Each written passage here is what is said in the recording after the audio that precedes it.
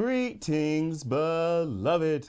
Welcome to Togetherness Media. We have an amazing next segment for you.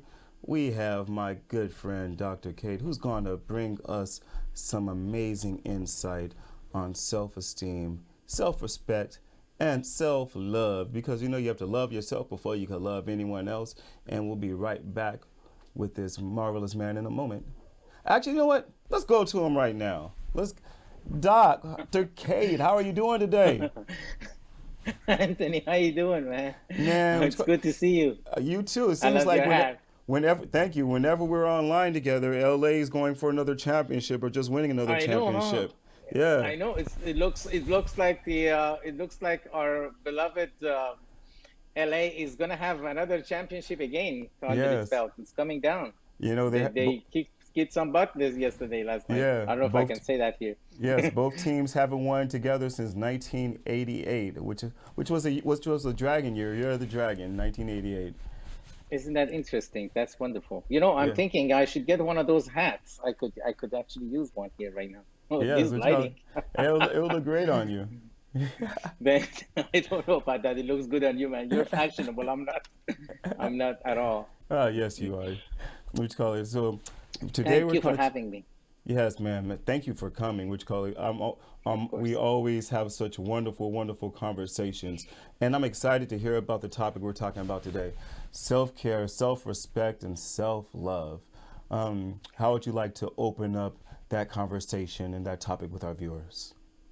I think last time we talked about, I don't know if it was last time or the time before. I think maybe it was the time before we spoke about self-love. Mm-hmm. Like basically, I connected self-love to self-care. Mm-hmm. Because self-love sometimes becomes a little confusing for some people. Like they don't really understand the meaning of it. Yeah. How should I love myself? They would look at it as kind of an egoism, like Mm-hmm. or arrogance. Love Yeah. myself, but caring about yourself makes more sense. Caring Mm-hmm. about yourself means you care about everything that you're involved in, everything that your soul, your heart, your desires, your Mm-hmm. drive, your passion is involved in. You got to make sure you take care of every single one. It's like a flower, right? If you don't take care of it, it will die. You got to make sure you water it daily, be respectful to it, be caring, be loving, be gentle, be kind, which is probably the most important thing. Now, if we come to two other things related to that, comes self-respect and self-esteem and self-worth. Obviously, in my opinion, if someone has self-worth, they also have self-respect. Mm-hmm. Now, self-worth, we can't really say you have a self-worth number. Your number is going from 1 to 10. So we can't really judge it. It Mm-hmm. has to do with the individual, right? If Yeah. any person in their own mind, they could feel, or in their own heart, they could feel, I am worthy, and everything that anybody else deserves, I deserve as a human being on earth, as a living being.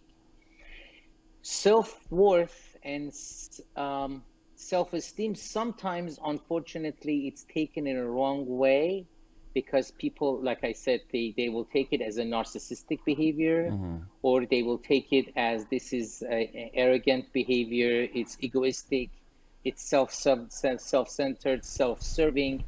It is none of that. Mm-hmm. What I am talking about is not about showing up as someone who has self-esteem. You're not acting it, you're it. So and then there is obviously a difference between self-esteem and self-worth. Um, One Self-esteem has more. I'm sorry, go ahead.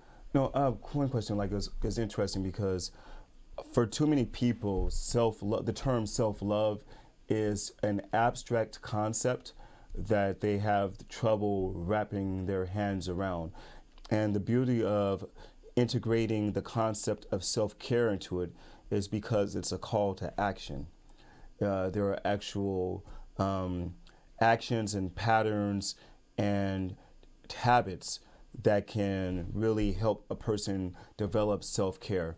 And that self care can really help them develop the self esteem and self respect. RESPECT if they do it in if they have like a way that they normally do it, a routine of self care. Absolutely. It's very simple to understand it. It's let's say you and I have a pet at home, right? I mean, I Mm-hmm. don't know if you do, but I had for so many years. Yeah. What you do for your pet, you're doing basically out of love, right? You Yes. feed your pet every day. You don't say, well, don't eat. It's okay if you don't eat for a couple of days. I'll feed you on Friday. We Next don't do week. that. Eat next week. Right?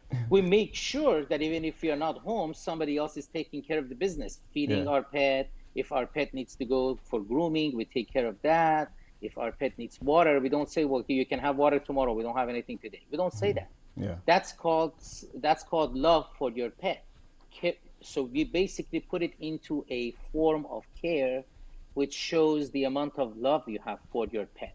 Same goes for your children. Same goes for everything else in life. You care about your neighbor. So if you see your neighbor falling in front of the driveway, you don't just walk away and say, I'll come and check on you tomorrow. You're obvious, right? Common Yeah. sense, and your heart tells you, and your conscience tells you, I'm gonna run and pick him up and clean him up and say, what's going on? Do you need anything? Can I do anything for you? Should I even call 911? But you do take proactive actions to ensure the safety of that individual. That is caring. You may not necessarily be in love with that person, but that's a loving act. It's an act that comes from your conscience, comes from your heart, It's an from act of your humanity. own, from your values that you have learned when you were growing up, that this is the way we are supposed to be. We should care about our neighbors.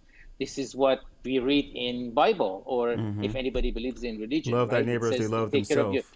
Thank you.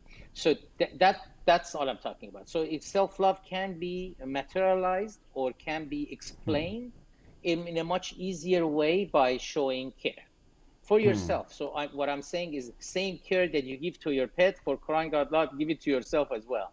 So if you feed your pet, feed yourself. Feed yourself not just with food, feed yourself with knowledge, feed yourself with a lot of love, feed yourself with a lot of assertive, wonderful thoughts. Don't feed yourself with a lot of garbage. That's self-care. That's self-love. When you feed yourself with a lot of garbage from social media or people around you, and you just let yourself loose, you don't take care of yourself, that is really not self-love. So the Even though term you is may say that you love yourself, but you really don't, because you're not doing what you're supposed to do to show that you care about yourself. the term esteem comes from the Latin word estimare, which means to value or to set a value or determine a value or to appraise. Um, Right. how Uh, important is it that people find the proper way to appraise and to set the value for themselves? Because oftentimes the way, like the value that people set for themselves are either too high or too low. Even though, in my opinion, self-esteem and self-worth are pretty much sort of intertwined, I kind of separate them. There is a distinction between the two. I take the last word that you used for to define self-esteem, like how do you judge to see if you have self-esteem? It's like, how do you know if you have self-esteem? So basically, self-esteem is something you can measure, right? Because it reflects, it shows. How? Self-esteem is more about your competence, whether I'm competent to tackle an obstacle and meet its challenges.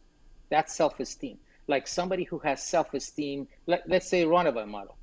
She may have a wonderful self-esteem about herself because she knows, I know how to be, I know I'm beautiful, I know everybody's clapping for me, everybody's rooting for me, and they give me $3 million to show up tomorrow. So obviously that builds my self-esteem. So I know that I can meet that obstacle by going on that stage. I can also build on that skill, learn on my skills, learn how to walk better, take care of myself better, all that stuff, right? So that shows your self-esteem in that specific area. But does Yeah, that necessarily mean that you have self-worth or you feel self-worth? No, yeah, not necessarily.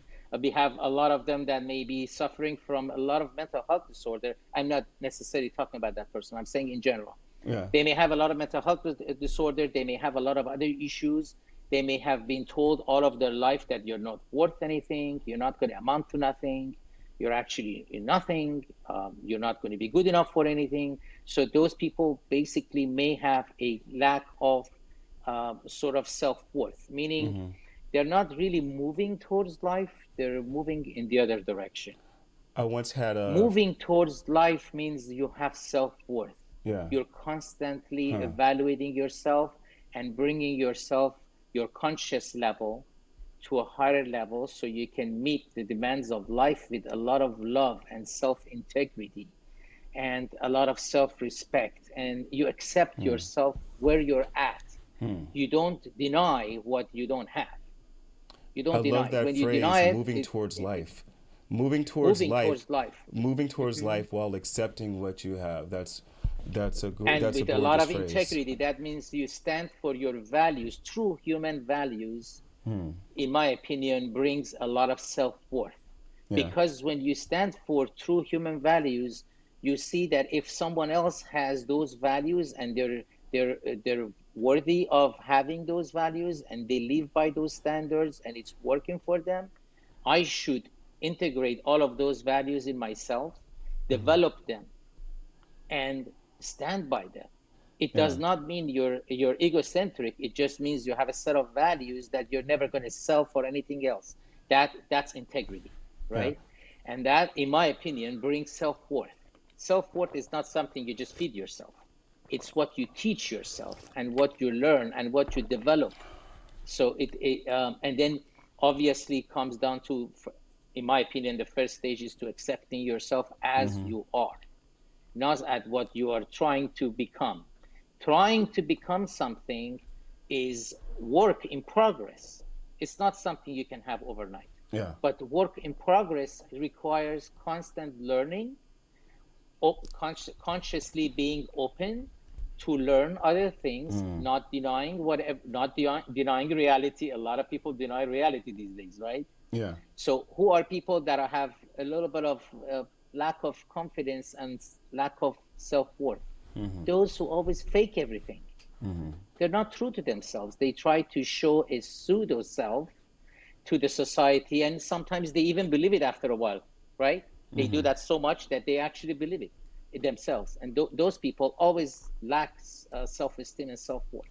I I don't know once if had that a made sense. yeah. I once had a neighbor who had a thick accent. For them, it had a different meaning. I'm going to the sauna for a self-esteem. So, That's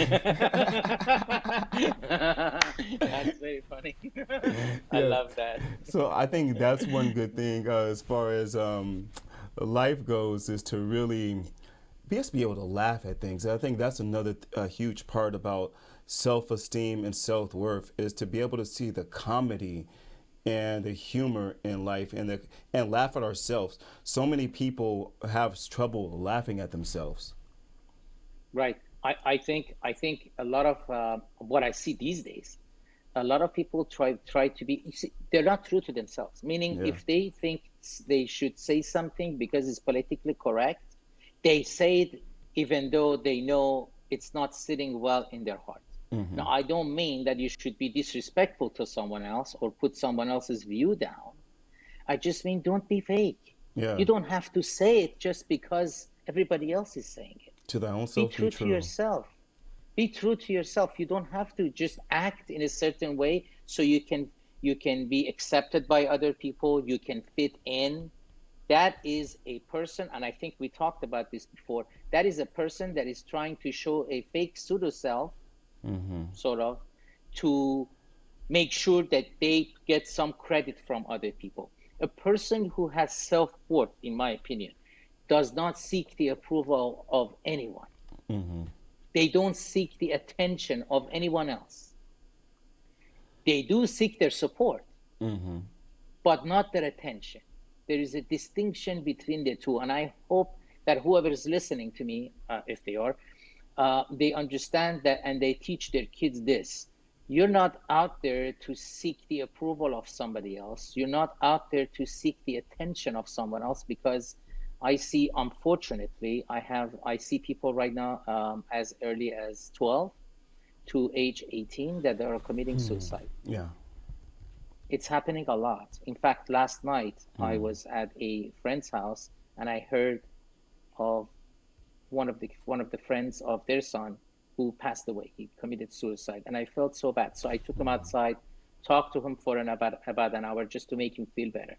And that was so sad, because when he was talking to me about the family of this child who committed suicide, not that I'm putting responsibility on them, It looks like everything that they were teaching this kid was about how to show up so you can seek approval of others and be accepted by others. We don't need to do that. In life, in my opinion, if you have a purpose to live, if you create a goal for yourself, if you develop an action plan, seek support of other people, which we all need. I don't know about you, but I certainly need the support of other people to go forward, right? And have integrity, personal integrity, meaning you to stand true to the human values for yourself and for others. I don't think there would be a chance that you would think, I'm going to take my life. You take life as dynamic as it is, and you meet challenges when you face them, and because you feel a lot of self-worth, you have a lot of for your love for yourself. You are living for a purpose. You're not just living. You're not just breathing. And then you take self-responsibility for yourself. You don't play victim. When you're trying to seek other people's attention and other people's approval, when that doesn't come, how do you feel? You feel like a loser. You feel like a victim. You feel like nobody's worth anything. I'm not worth anything. You get lost. You lose your moral compass. And that's where it comes all this depression and anxiety and, God forbid, self-sabotage and killing yourself and all of that stuff. And Yeah. people who don't have self-worth, we have seen it all around. They may go even into a marriage. They may have the best marriage in the world, but they will self-sabotage. Yeah. They may get the best job in the world and they will sabotage it because they think, bottom line, at the deep depth of their heart, they know, I'm not worthy of it. This is not a job for me. Why did you give it to me? They may not say to themselves consciously. They just feel it subconsciously. It's there. They're living with it every day. And that's where I tell them, this is where you need to seek professional help, hopefully, read a lot of books, educate yourself, understand that you have nothing less than anybody else. Yeah. You're not less than anyone else. You are at the same level. If you feel differently, that doesn't mean you are it. It's your feeling that is misconstrued. It's your feeling that is going the wrong direction, not that you are. So we have to be able to distinguish between the two. My feeling may not be okay about how I feel about myself. That doesn't mean I'm not okay. Yeah. And if we believe that and we understand that, we can work on it to change our feelings. Sorry. And one thing I really recommend that people do is seek out truth and seek out understanding. So often people are caught behind and they're stuck in certain places because they are oftentimes too shadowed by falsehoods, too shadowed by mistruths, and they allow these falsehoods and mistruths to chain them back and to hold them back in life. And then sometimes it's the unknowing of the things that they really want to know that hold them back as well. And searching out and finding those commonalities, those universal truths will take people into a whole nother level of self-esteem, self-love, self-worth, and self-care. Absolutely. You couldn't say it any better. Seriously. You're so intelligent, honestly, and so intuitive. Thank you. Dr. Natalia Brandon was the father of self-esteem. I mean, any psychologist out there pretty much probably has read the book back and forth maybe 3 times. He had the 6 pillars of self-esteem, and the one I don't remember all of them, but I just know the first one was about being conscious. What you just said, be true to yourself, be in the reality of here and now. You cannot live in a dream or be lost and experience self-esteem and self-worth. And that was the first thing he said in his book. And everybody uses his research and his studies and his book for self-esteem. And you said it quite far better than I could ever say it. And that is so true, because can you imagine if we live in a world where we are not in here and now, right here, like right this minute, if we don't experience ourselves, meaning I'm not talking about experiencing, meaning I can see, I can breathe. I'm talking about see the reality as it is, the truth, seek it, go after it, find out what it is. Don't assume that you already know it, right? And that's having a purpose in life. So when I say have a purpose in life, I don't mean You have to go, oh, I'm going to have to buy 5 cars. That's my purpose. That's not what I'm talking about. Purpose in life is what you were just talking about. Seeking the truth, seeking the reality, knowing and understanding what is this world all about. What is my purpose in life?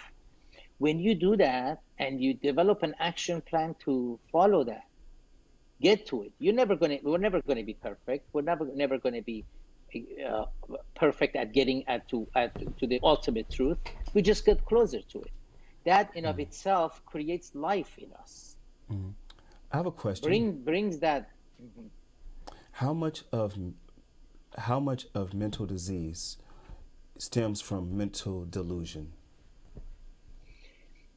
That would be a very difficult thing for me to answer because that goes on what the mental disease is, Mm-hmm. how has it had an impact on an individual, because some mental diseases don't have much impact on some people, but they impact a lot of other people, Or like disorders? post-traumatic stress disorder, right? A lot, Yeah. 20% of the people in 1901, Dr. Myers wrote that people that came back from World War I, about 20% of them experienced shell shock, what we know today as post-traumatic stress disorder. Everybody else was exposed to the war event, to all this trauma, but they didn't really, even if they have experienced it, it's not showing in their behavior. It's not showing in their emotions. It's not impacting their life. But those 20%, it does impact them. So it's very difficult for me to say who and what, but we truly understand today. That's why the field of psychology has become so huge these days. We know that trauma, psychological disorders, any impact from childhood, any traumatic event that you may experience after that or during will definitely have an impact on people. To some people, a little bit less, to some people, a little bit more. People that are more resilient, people that have skill set to deal with the trauma, it's a little easier for them. And of course, we have certain trauma like schizophrenia that is totally out of your control because it's your brain that is seriously diseased, and you may have a lot of delusions and hallucinations. And obviously, without medication, I don't think you can just change yourself by stay conscious. I have not seen that yet. Maybe someday that happens, but I haven't seen it in 23 years. So it depends. Is that Dr. Myers? Is that related to the same to the Myers Briggs, or is there any relation between those two? I am not certain of that, so I can't really talk Okay. about. I really do not know. I just know that I read this is years ago, so I that's why I don't remember it clearly. I just know that somewhere around 1901, some in World War One, he was the first person who really brought the started talking about psychology right before even other people like Dr. Freud and Piaget and all those people came, Satir and all those people came forward. Dr. Myers brought up the shell shock, but unfortunately, a lot of people that were not educated enough, I'm going to put it in nice words, um, they were not educated or didn't want to be educated, didn't even want to understand his science and get educated in the topic. They called those soldiers as losers at that time, and they said that they are faking it because they don't want to go back to the battlefield. And a lot of them So started the they first even, mobs, like all and over. then they started, and they even started prosecuting some of them, put them behind bars. Uh, From what I understand, in 2, 3 different countries, they started hanging them because they thought that they're being weak and they don't want to go back to the war. They're basically deserting their country. They are not standing up for their country or for their flag. So instead of understanding the disease or the trauma they have suffered, they started killing them and prosecuting them. But years later, obviously, they understood that is actually what happens to people, yeah, it's what we interesting experience because these days with soldiers. a lot of the peace soldiers out of World War One too, like Al Capone and a lot of the gangsters who of that era and from the early 20s were World War One veterans who came back and used a lot of what they used in war to start crime out here in America, which is a whole nother Absolutely. interesting aspect. What do you so as we go to the last minute or two of our conversation, which seems like it went so fast Time flies. What do you recommend and what do you suggest as a closing statement for self-care, self-love, self-esteem for our viewers? I would say one of the most important things that we can do, because we cannot measure self-esteem, right? Mm-hmm. If you feel confident that I can confidently attack or meet an obstacle and meet my needs, so I can pass that and go achieve the goal that I'm looking for or what I've set for myself, then you're fine. You don't really have to go kill yourself and say, I have to go do this and do that, right? But we do know majority of the time, self-esteem has to do with your ability to meet an obstacle. And if you can't meet it, means you may not have the necessary skill set to meet that goal. That goal should be attainable. That's number Mm-hmm. one.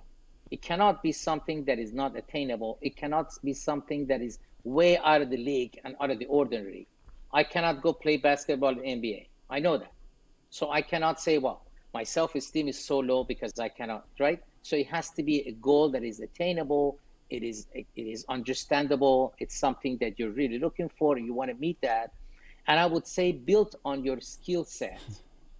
Don't listen to the negative conversation that constantly comes in your head. It is extremely important, I think, for anyone to stop criticizing themselves. That is, sometimes we do it so unconsciously, we don't even remember it. Yes. Honestly, we don't even remember. We may go 2 days later, we may remember, oh my God, why am I putting myself down so much? It's so Why am I telling insidious. myself I can't? Right? We need to stop that conversation. And I would say for sure, the best thing you can do to stop it is constantly give yourself self-positive affirmation. Yeah. This is not about faking it. This is about being true to yourself. There are values that you already have, but you don't see. Even sit down and write down your own values, write down your own skills that you're good at, write down everything that is wonderful and good about you. Every single human being on this earth has it. Sometimes they just don't see it, or somebody has overshadowed it by giving it a lot of other stuff that has put a mask on it, or maybe fogged it, and you're not able to see it. Clear that fog, clear your glass, clear your vision. Be able to see there is a lot of good in you, there is a lot of abilities in you. Instead of criticizing yourself, putting yourself down, give Mm-hmm. yourself a lot of credit, give yourself a lot of love, respect yourself as a human being, as what you are, have integrity, follow a goal, set a goal. We may fall. How many times do you think I have fallen? Oh my God, I can't even tell you. We get up and we clean up and we move on. Thank That's God for what I Life just Alert. texted. Yeah, I just texted one of my clients 20 minutes ago. She sent me Yeah. something and I said, great, so let's just wait, get up, clean yourself up, go take a shower, come back and go at it again. Because she's taking an exam that is so important Mm-hmm. to her. And I said, go at it again, study, do whatever you have to do. But you cannot just go back into hiding and say, well, it didn't work. We Exactly. can't do that. One of the things you Don't shy mentioned away just from it. now that I really want to highlight for our viewers is when we spoke about esteem, part of the definition was appraisal. And appraisal is different than self criticism because in the middle of it, it has praise. What things Yes. do you need to praise yourself for? As you appraise yourself, what things do you need to thank yourself for? What things you need to be grateful for about yourself? What things make you amazing? And that's part of bringing your self esteem by giving yourself the proper appraisal, not the proper criticism, the proper appraisal, so you can focus on the benefits, focus on the beauty, so those beautiful things can grow even greater. And feed yourself a lot of positive self affirmation. If Yes. you care, if you want your pet to do good stuff and be happy, you don't go criticize them all the time. You tell them, oh, hi beautiful, hi puppy, hi this, whatever. You do the same thing for a flower. You Mm-hmm. don't go out there and kick the pot. You go out there and you feed it, you give it water, you make sure it's under the sun. All do that. Do the same with yourself. Mm-hmm. Do the same with yourself and stay away from negative people for sure, because negative people oftentimes they may not have achieved something on their own, and they try to sort of discourage you. Mm-hmm. Not necessarily they don't want you to achieve it. That doesn't mean they don't want you to achieve, except they're so negative They're trying to discourage you because they're so afraid of, oh, what if I don't meet that? What if I can't do this? And that's the one of the biggest problem with people with lack of self-esteem, because they never go to the challenge thinking I'm going to fail. There is a possibility that I will fail. If you fail, you fail. But until you try it, you never know. You may not actually fail. You may One, actually be able to do it. and one of the Then things that's about how you build self-esteem, by yeah, constantly doing it and getting to the beautiful. next stage. You build yourself up. You know, when we want to build a high rise, we don't look at it and say, oh my God, it's 120 stories. I can't do this. We start with the foundation. We don't Yes, run to the 100th floor. yes. And that's why like the foundation and building it up, and that's why affirmation is so important, because the firmness in affirmation. Be firm in who you are. Be firm in the Absolutely. structure of the person that you are, so you can build that foundation, so you can build that step, so you can continue to grow. And we grow so much with you every time you're on the show. Thank We're you. so All the thankful for answers, your, thank you. All yeah, the answers we're seeking, it's in our soul. yes, As Rumi said, we just have to be open and let it come out. yes, The yes. answers are out there. And it's also with this beautiful man right here. You can reach him. Thank All the you. information is on the bottom. But tell the listeners once again where they can reach you. I guess the best way to reach me is dr.kate@yahoo.com or 310-709-1102. Share this program with Thank you, 10 and nice friends. talking to you. Reach out to this man. Enjoy the game, Please do. Doc. Go Dodgers. Go Dodgers. Thank you, Anthony. I appreciate you. We love you, brother. Have a wonderful evening. You Love you too. too. Talk to you soon. Bye. Yes. Have a good night.